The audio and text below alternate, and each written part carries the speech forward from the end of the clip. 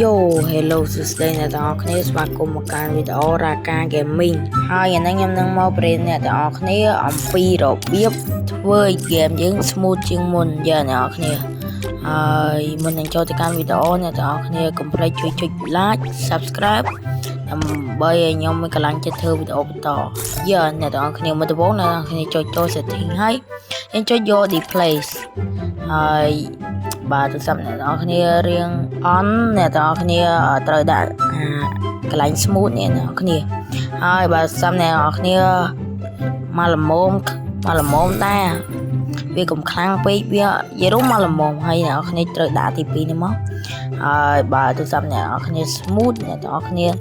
ដាក់ ultra នេះមកអ្នកទាំងអស់គ្នាគឺអាហ្នឹងគឺវា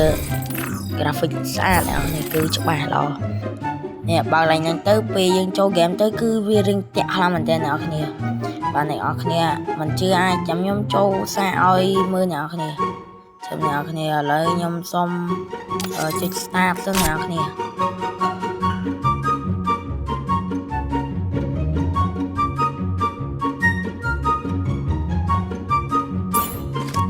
ឥឡូវខ្ញុំចូលមកដល់ហ្គេមហើយគឺខ្ញុំធ្វើឲ្យមើលអ្នកនរគ្នាយើងគ្រាន់តែចុចចូល setting យើងមកបន្តមកអ្នកនរគ្នាចុច display ហើយយើងចុច high បន្តមកវាមិនដំបូងអ្នកនរគ្នានឹងឃើញបិទទេតែយើងចុចបើកវាមកគឺវានឹង smooth ជាងមុនfix ច្រើនតាមតែអ្នកនរគ្នាគឺ smooth ជួយមកនេះគឺខ្ញុំបាញ់